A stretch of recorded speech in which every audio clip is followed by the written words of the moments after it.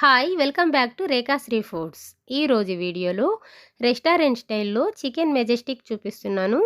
ఈ స్టార్టర్ని ఒక్కసారి ట్రై చేసి చూడండి. టేస్ట్ అయితే చాలా టేస్టీగా ఉంటుంది.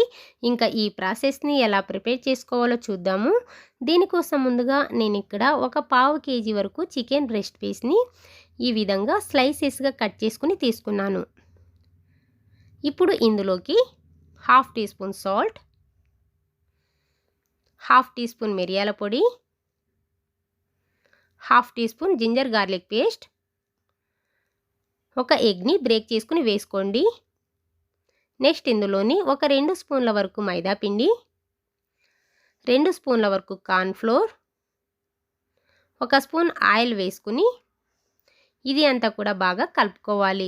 ఇలా కలుపుకునేటప్పుడు కొంచెం డ్రైగా అనిపిస్తే 1 స్పూన్ వాటర్ అనేది యాడ్ చేసుకుని ఈ కన్సిస్టెన్సీ వచ్చే విధంగా కలుపుకోవాలి. సో ఈ విధంగా బాగా మిక్స్ చేసుకున్న తర్వాత ఇప్పుడు దీన్ని ఒక అరగంట పాటు ఫ్రిడ్జ్లో పెట్టుకోండి. ఫ్రిడ్జ్లో పెట్టుకోవడం వల్ల చికెన్ అనేది సాఫ్ట్గా జ్యూసీగా వస్తుంది. అరగంట తర్వాత చికెన్ని తీసుకుని బయటకు పెట్టుకుని ఇప్పుడు స్టవ్ మీద డీప్ ఫ్రైకి సరిపడా ఆయిల్ పెట్టుకోండి. ఆయిల్ అనేది వేడి అయిందో లేదో ఒక్కసారి చెక్ చేసుకోండి. తక్కువ హీట్లో ఉందనుకోండి చికెన్ అనేది ఆయిల్ ఎక్కువగా అబ్జర్వ్ చేస్తుంది. అందుకని బాగా హీట్ అవ్వాలి. ఈ మాత్రం హీట్ అయిన తర్వాత ఇందులో ఒక్కొక్క పీసెస్ని యాడ్ చేసుకోండి. ఇలా యాడ్ చేసుకున్న తర్వాత ఈ ప్రాసెస్ అంతా కూడా మీడియం ఫ్లేమ్లో పెట్టుకుని చేసుకోవాలి. ఒకవేళ హై ఫ్లేమ్లో పెట్టుకున్నారంటే పైనంతా క్రిస్పీగా లోపలంతా కూడా పచ్చిగా ఉండిపోతుంది. అందుకని మీడియం ఫ్లేమ్లో పెట్టుకుని చేసుకోవడం వల్ల చికెన్ అనేది క్రిస్పీగా కరకరలాడుతూ వస్తుంది. సో ఈ విధంగా రెండు వైపులా కూడా మంచి గోల్డెన్ బ్రౌన్ కలర్ వచ్చేంత వరకు వేగనివ్వాలి. సో ఈ విధంగా వేగిన తర్వాత ఇప్పుడు వీటిని తీసుకుని ఒక ప్లేట్లో తీసుకోవాలి. ఇదే విధంగా మిగతా వాటిని కూడా ఫ్రై చేసుకుని ఒక ప్లేట్లో తీసుకుని పక్కన పెట్టుకోండి. ఇప్పుడు స్టవ్ మీద మరో ప్యాన్ పెట్టుకుని అందులో 1 స్పూన్ ఆయిల్ వేసుకోవాలి. ఆయిల్ కాస్త హీట్ అయిన తర్వాత సన్నగా తరిగిన వెల్లుల్లిని ఒక 2 స్పూన్ల వరకు వేసుకుని ఒక 10 సెకండ్స్ పాటు వేగనివ్వాలి. ఆ తర్వాత స్లైసెస్గా కట్ చేసుకుని ఒక 3 పచ్చిమిర్చి కూడా యాడ్ చేసుకుని నెక్స్ట్ అందులోని కొద్దిగా కరివేపాకు కూడా వేసుకుని వేగనివ్వాలి.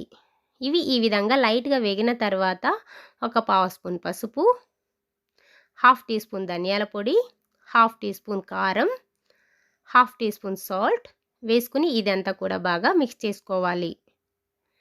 సో ఈ విధంగా మిక్స్ చేసుకున్న తర్వాత నెక్స్ట్ ఇందులోని ఒక 3 స్పూన్ల వరకు పెరుగుని యాడ్ చేసుకుని ఇదంతా కూడా బాగా కలుపుకొని ఇందులో నుంచి ఆయిల్ అనేది సపరేట్ అయ్యేంత వరకు వేగనివ్వాలి. సో ఈ విధంగా ఆయిల్ సపరేట్ అయిన తర్వాత ఇందులో 1 స్పూన్ సోయా సాస్ వేసుకోండి. ఈ స్టార్టర్కి సోయా సాస్ వేసుకోవడం వల్ల టేస్ట్ అనేది చాలా బాగుంటుంది. అస్సలు స్కిప్ చేయొద్దు. ఈ విధంగా అంతా కూడా మిక్స్ చేసుకున్న తర్వాత ఇందులో ఫ్రై చేసుకున్న చికెన్ పీసెస్ని కూడా యాడ్ చేసుకుని ఒక 2 నిమిషాల పాటు ఈ మసాలా అంతా కూడా కోట్ అయ్యే విధంగా కలుపుకోవాలి. సో ఈ విధంగా మసాలా అంతా కూడా బాగా పట్టించిన తర్వాత ఇందులోనే సన్నగా తరిగిన కొత్తిమీర, సన్నగా తరిగిన పుదీనా కూడా వేసుకుని ఇది అంతా కూడా బాగా కలుపుకోవాలి.